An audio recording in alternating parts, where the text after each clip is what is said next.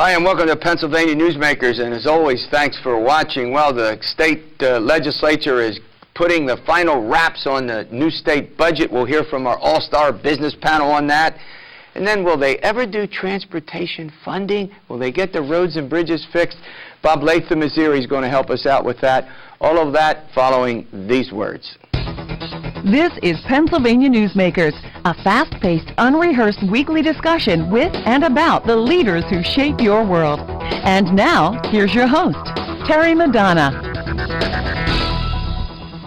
Hi, welcome back. Well, as this show airs throughout the state, the final budget should be adopted by the legislature, meeting the June 30 deadline for the second time after 8 years of not what? Yeah, that's right, not getting a state budget done on time. Joining me, as often is the case, is our all-star panel. We've got Gene Barr. He's the president and CEO of the Pennsylvania Chamber of Business and Industry, and Fred Anton. He's the CEO of the Pennsylvania Manufacturers Association, frequent guest on the program. All right, I want to ask both of you just very quickly. Gene Barr, is there anything in that budget that strikes you as something that you think is unusual or different? It looks like it's, pretty much what we expected. Anything in there? There's nothing unusual. I mean, every year there's always something a little bit different. Yeah. I mean, you've got the ethane tax credit, this manufacturing we'll credit. Talk about that. You've got some attempts to change the way that we provide social services through the counties by trying to move that to a block grant program, let the counties decide. But every year you have something that's a little bit of a different wrinkle. You've got a lower spend number. It's about a 1.7% increase. So nothing extraordinary, but every year there's always something that's a little different. Yeah. Fred, no sales tax, no income tax hike. Go ahead. I'm disappointed, really, at the way this is played out in the press. And it's made Corbett look like the person who wants to cut spending for a lot of things that we all want. And it makes it look like the legislature is the one restored to $500 million. Yes, and fought for spending for essential services and so forth. And I think that's unfortunate because we all know that the real reason those dollars were put back in is because there have been higher tax receipts collected over the last 4 months, and it's anticipated that we have a higher spend number. So I think Corbett has gotten bad rap and bad press. Well, maybe we'll have you guys back and we can talk a little bit about that. His job performance is not where it should be, but it's not unlike some other governors. Pretty comparable to what I was going to say. That's right. With Rendell's dropped after he proposed a 10% income tax hike, as you both know. On that issue, I think Governor Corbett's performance has been outstanding for this reason. The best opportunity for gain in Pennsylvania has been Marcellus Shale development. Right. In other words, I give that issue 100% weight and give many of these other issues 10% weight. He got that issue right. We could have gone a lot of different directions on that. I want to stay on energy for a minute, Gene Barr, and ask you about the Shell Petrochemical Company. They want to put this plant out in western PA, actually in Beaver County.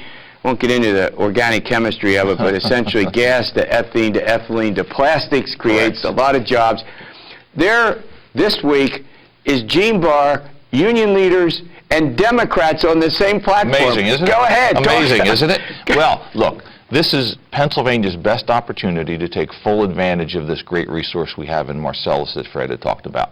It's the difference between what's called dry gas and wet gas. Let's not get into that. No, but the western part of the state has a lot of gas that has liquids in it. It's a very valuable liquid.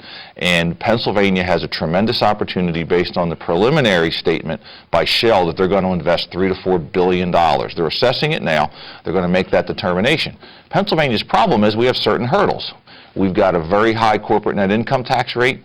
The industry has a structure along the Gulf where they could refine this and produce these products down there. So we've got to take West Virginia or Ohio, right? Well, they desperately want this new plant sited there, and I think the governor, to his great credit, has worked this tremendously, working with Shell to get this thing headed to where we're going to create thousands and thousands of jobs. The one criticism, either one of you can answer this, Fred, I'll start with you. The one criticism I hear is not aiding the company, it's the amount, the $1.7 billion, that arguably the largest tax break for any company, and whether just picking out one company, giving them a tax break, not, you know how that argument goes. Well, is that too much, Fred? No, it is Okay. not too much. And the reason why, first of all, the real tax break that Shell's getting is not that, but they're getting the tax break from the Keystone Opportunity Zone. For 14 or 15 years, they won't have to pay any taxes. Now, they'll get a big tax break out of that. This other break is based on the development of other manufacturers in Pennsylvania. It's limited to activities which occur in Pennsylvania. So really, none of that break occurs. Now, the argument made, would it be better to spread this out over 25 years, which is what...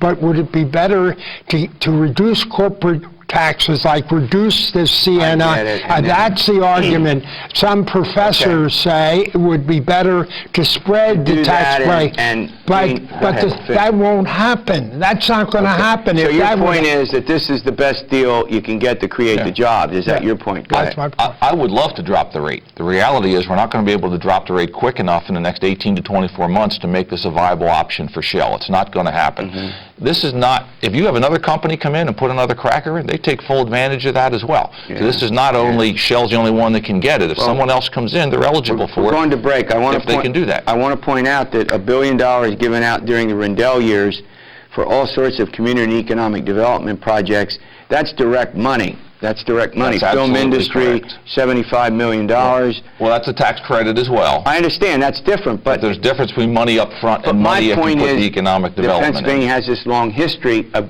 giving both economic and community development grants and tax credits. Is that right? Am I right or wrong? There's various programs that have been around, and they've kind of mixed and matched different projects. But we do it. Correct. This is and this is one where there's no upfront money. All right, we're running to a break. When we come back, we're going to continue our discussions about the Pennsylvania budget. We'll see where it all goes. This broadcast of Pennsylvania Newsmakers is presented by the Pennsylvania Chamber of Business and Industry, the statewide voice of business. This broadcast of Pennsylvania Newsmakers is brought to you by BetterSaferRoads.com. To voice your support for safer highways and less traffic congestion, visit BetterSaferRoads.com. And by the Pennsylvania Manufacturers Association. Business in Pennsylvania is our business. Hi, welcome back to the program. We got two of the state's leading representatives of top business organizations in the state, Fred Anton and Gene Barr, and we're chatting about the business implications in the budget. Look, both of you have made the point that upfront money, community and economic development money, it goes here, it goes there, stadiums, convention centers, some good, some maybe not so good. But your argument would be that this actually forces them to create the jobs.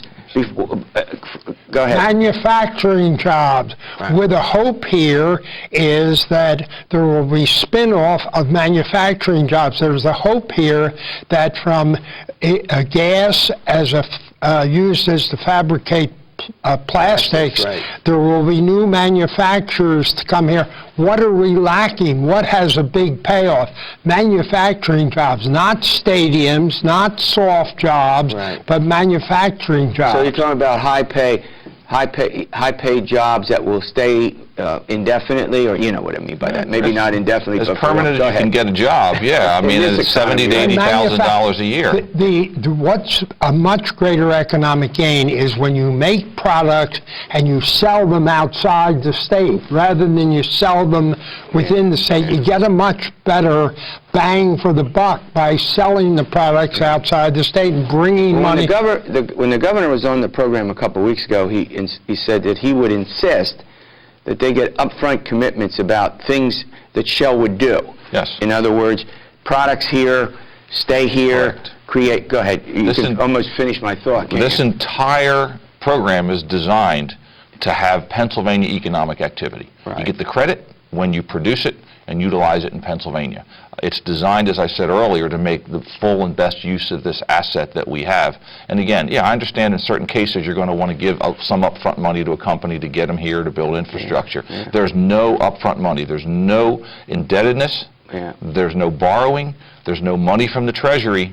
to any company out there in order to put this Well, plan ahead. Rendell gave, Governor Rendell helped Harley Davidson over in York with, I think that was upfront money. You I'm might not recall. sure. Could have been. I thought it was upfront money, not a tax credit. But so, again, Fred, I'll let you finish on this. I want to move to something else. But we have a long tradition in this state of doing this. I mean, maybe as much as $3 billion over the last 15 years put into economic and community development money. Some produced jobs, some were good, and some, quite frankly, as the Auditor General Jack Wagner points out in a recent audit, we don't know how many jobs they were As we created. said, I'd rather not have to do all this and just kind of compete on the rate. Trouble is, you can't unilaterally disarm the Rendell Final word on administration. that. Let's not forget what's made all this possible is the attitude taken by Governor Corbett to get these drillers in here in a very narrow window. The price of natural gas has dropped. If they didn't come in here with basically low regulation and no taxes,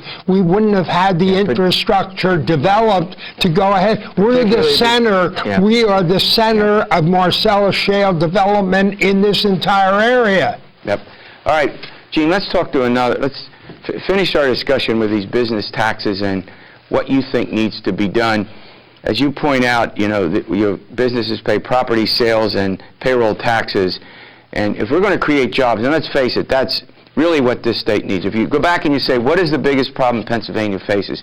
It's that we need to start creating jobs. Too much out-migration. Right. We still have it with young kids graduating from college. No jobs in the state, and parts of the state in particular, not so much down in the southeast where Fred lives, but up in, northeast, southwest. So what's the solution here? Well, the solution is to do much of the things that we're doing now that this administration, working hand in hand with the legislature, has done.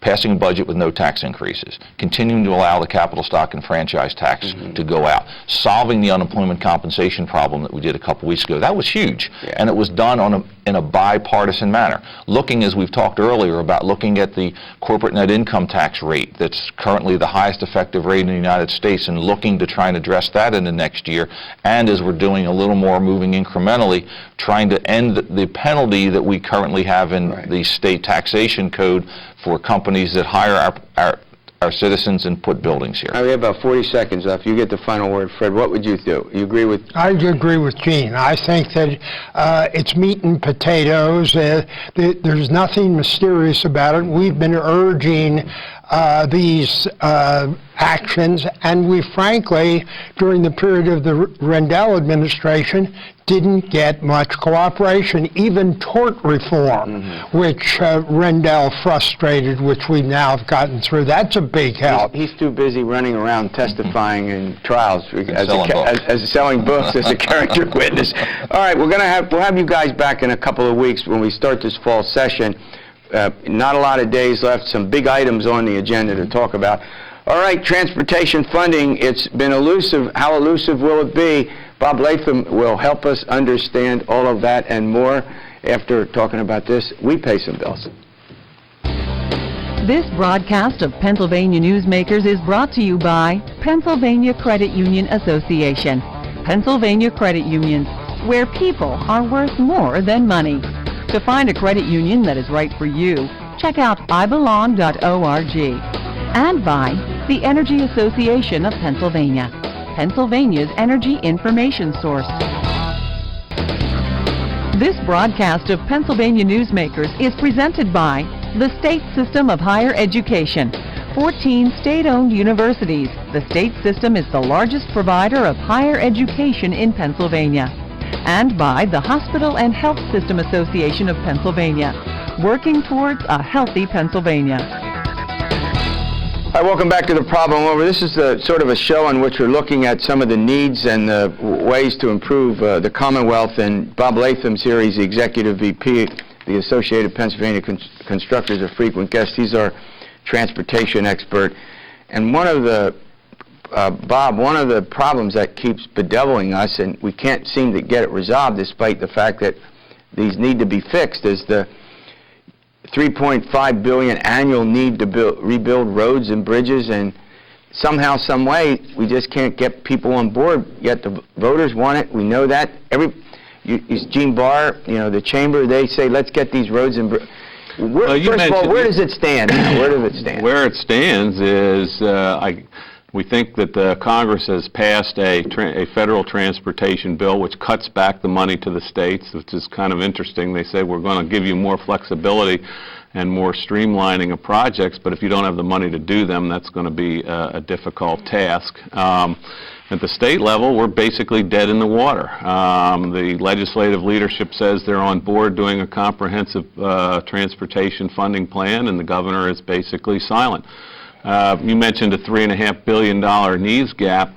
They projected that over 20 years, or over 10 years, if it were not to be addressed, it's going to be 7.4. And you can quickly do the math. That's $1 million a day increase in the cost of fixing the problem. So basically, since August 1st last year, when the commission presented the governor the funding commission for transportation presented the governor's plan, we have increased the cost of addressing this problem by another $330 million, and the clock ticks every day that we don't do anything about it. I'll tell you, riding on these roads, I get around the state a good bit. This is going to sound maybe a little mean, but they're dreadful. They are dreadful. They're dreadful. The interesting thing is we're not doing this bill. We're debating whether or not to privatize the liquor stores.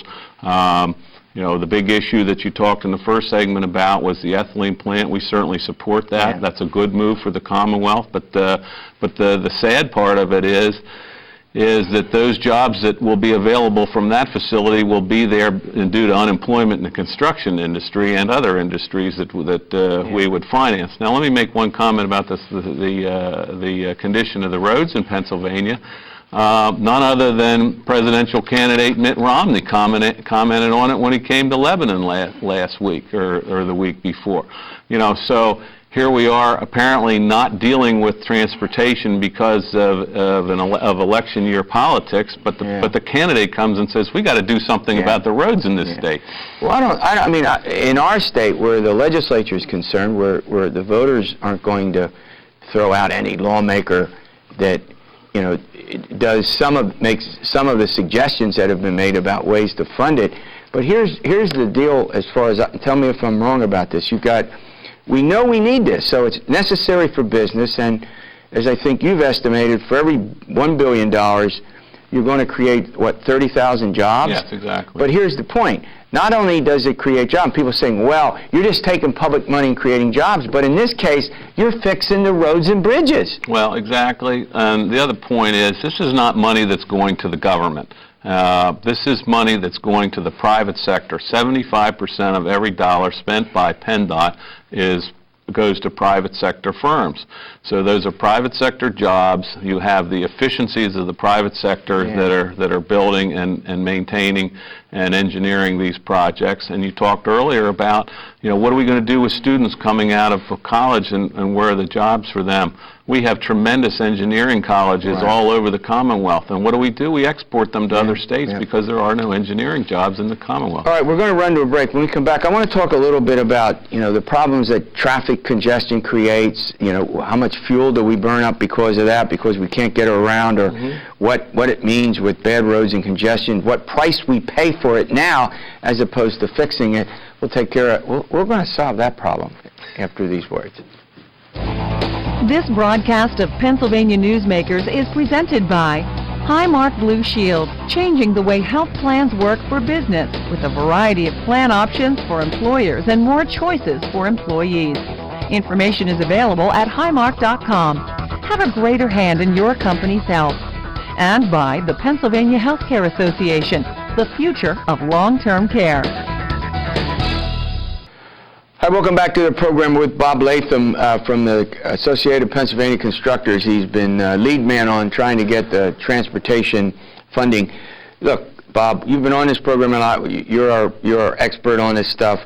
We don't often talk about relating this to real people and real people's concerns, right? Let's get personal now. Let's get personal. You're in a traffic jam. Go ahead. What's going on?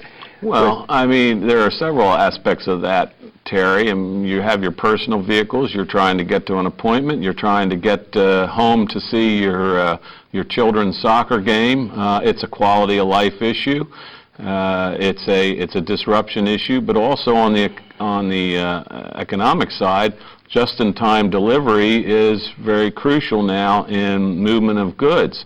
So it's a system that we're dealing with here. In other words, that costs business money, which ends up in higher prices. And also, how about personally, if you're sitting in a traffic jam or in some congestion, you end up paying more for gasoline, so it's just driving everybody. It's personal cost too, no? Absolutely, yeah. The cost of wasted fuel would be higher than the additional fees that would be suggested by the Commission's report. The other thing I think we're going to have to start looking at here is, in addition to the condition of the roads, we're looking at our condition of our bridges, and we're seeing throughout the Commonwealth, we're starting to see bridges that are going to be closed and posted and weight restricted. That has an impact on emergency vehicles. That has an impact on the agricultural industry, particularly in the rural areas.